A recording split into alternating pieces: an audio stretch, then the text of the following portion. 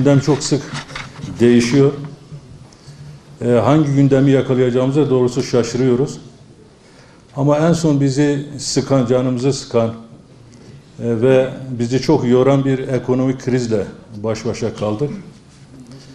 Rahmetli Necip Fazıl Kısakürek der ki, Everest tepesi Gor çukurundan çıkmaz diyor. Himalaya dağları üzerinden yükselir. Yani Everest tepesinin altından Himalaya dağlarını çekseniz bizim Erek Dağı kadar da yoktur. Ama onu besleyen bir Himalaya dağları var. Onun için yüksek görünür bize. Şimdi bu ekonomik kriz Gor çukurundan mı çıktı yoksa altında bir Himalaya dağları mı var? Türkiye'nin gidişatından mı yoksa dışarı tesirlerden mi? Bunları değerli gazetecilerimize soracağız. Bu krizin içeride de dışarıda da sorumluları var. Ve biz böyle bir ihtimale karşı toplumsal olarak da bir direnç kazanıp bağışıklık üretemedik. Rezervlerimizi, yani özel şirketlerin rezervlerini oluştururken buna dikkat etmedik. Habire inşaata yüklendik, habire inşaata yüklendik.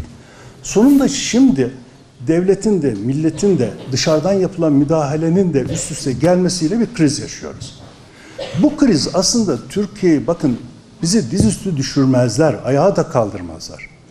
Türkiye dizüstü düşerse burada inisiyatif sahibi olmak isteyen güçlerin kendi aralarındaki çatışmaları bir dünya savaşına sebep olabilir. Ama ayağa kalkınca da 1 minute diyoruz. Dünya 5'ten büyüktür diyoruz. O sloganın Tayyip Bey'e söyleyen bu arkadaştır. Yani bir slogan söylüyorsunuz da onun arkasında başka bir şey var. Eğer bunu söylüyorsanız söylediğiniz sözün arkasını desteklemeniz gerekiyor. O sözden etkilenecek olanların size karşı saldırıları gerçekleştiğinde ne yapacağınızı bilmeniz gerekiyor. Toplum olarak da bunun farkına varmamız gerekiyor. Ama toplum bu konuda fazla bilgi talep etmiyor. Bilgiyle çok işimiz yok. Yani sadece talep ediyor, öfkeleniyoruz, alkışlıyoruz. Bununla da bir yere gidemeyiz. Yani sadece iktidarı sorumlu tutmak, dış güçleri sorumlu tutmak, vatandaşı sorumlu tutmak, yok öyle bir şey. Hepimiz birden suçluyuz. Bu anlamda dünyadaki bu son krizin arkasında bu var. Öbür taraftan bakın, bunlar bu düzeni, benim dedem 1. Dünya Savaşı yıllarında askerdi. Babam 2. Dünya Savaşı yıllarında askerdi. Ben Soğuk Savaş döneminde üniversitede öğrenciydim.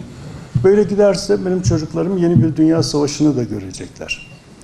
Bu savaşların sonunda, 2. Dünya Savaşı sonunda faşizm çöktü diyoruz ama hala zihinlerimizde faşizm yaşıyor.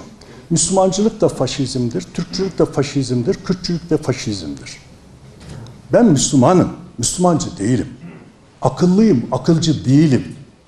Türk'üm, Türkçü değilim, Kürdüm, Kürtçü değilim. Bunu diyebilmemiz gerekiyor.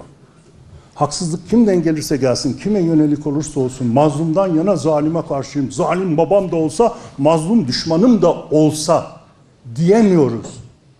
İşte o faşizmin içimizde kökleri var.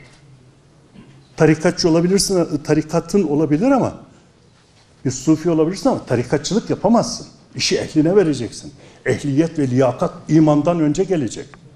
Biz kabileciliği bunun önüne koyuyoruz. İlk haram, ilk günah, Allah'ın ilk laneti ırkçılığadır. Şeytandır ilk ırkçı. İkincisi fahşadır, haramlar kronolojisinde. Haddi aşmak, fıskı fücurdur. Üçüncüsü katildir. Adalet, evrensel bir adaleti sağlayamıyorsanız, adalet yoksa barış da yok. Adalet yoksa barış var diyorsanız o Pax Roma'dır, teslimiyettir. Adalet ve barış yoksa hiçbir özgürlük garanti altında değildir. Bunları sağlayabilmemiz için Kürdün Türk'e, Arap'ın Çerkez'e karşı olması değil, birbirimize karşı kazanacak bir zaferimiz yok. Birlikte kazanacağımız tek bir zaferimiz var. Yoksa emperyalizmin oyuncağı oluruz ve oluyoruz. 1. Dünya Savaşı öyle bitti. 2. Soğuk Savaş komünizmi de çöktü. Bugünkü kriz kapitalizmin krizidir. İstediğiniz kadar kapitalizme karşı olun. Bütün iktisadi sistemimiz, kavram, kurum, davranış psikolojisi olarak tamamen kapitalisttir. Dindarımız da böyledir, liberalimiz de böyledir. Kapitalist sistemin rasyoları içerisinde, labirentleri içerisinde koşturuyoruz. Özgün bir ekonomik model ortaya koyamadık. Bu felsefeyi, bu bilimi gerçekleştiremedik. Onun için hep başkalarını suçlamak değil, kendimizi de suçlayalım, üniversitelerimizi de suçlayalım. Evet, ilahiyatçılarımızı da suçlayalım. Faiz haramdır demekle bitmiyor. İlahiyatçı enflasyonu bilmiyor, iktisatçı ribayı bilmiyor. Ne olacak?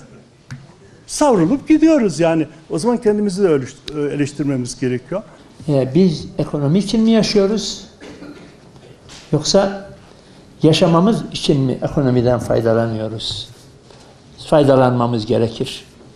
Biz genel olarak şimdi homo economicus dedikleri bir dönemden geçiyoruz. Kapitalist dönemin otomatikliği, yani ekonomik hayvan duruma, yani yer, içer, yatar, kalkar, efendim mal sahibi olur, mülk sahibi olur vesaire ve sonra işte öldüğünde de güzel bir mezar yaptırır kendisine, işte görkemli bir mezar yaptırır, biraz çelenkler getirirler. Asıl olan odur ama bu ölçüyü genel olarak böyle klasik slogan olarak söylüyoruz ama kendi hayatımıza pek tatbik etmiyoruz. Hani Hz.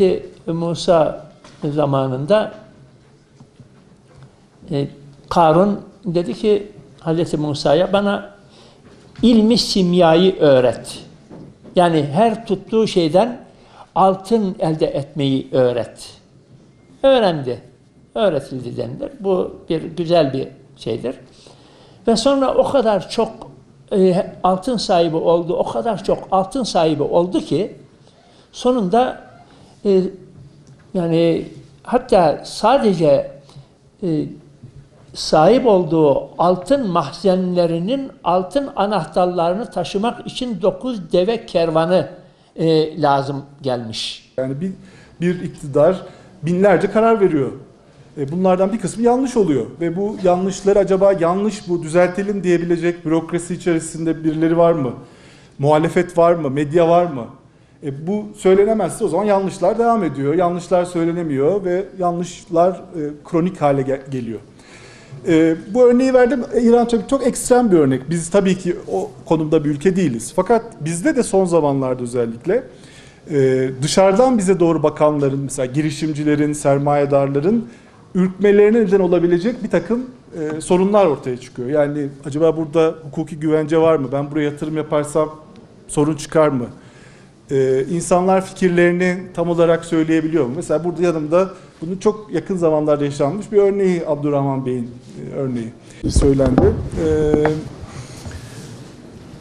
Genel olarak yani böyle kendimizle ilgili sorunlara bakarken ilk iğneyi, çuvaldızı kendimize batırmamız gerektiği kanısındayım ben.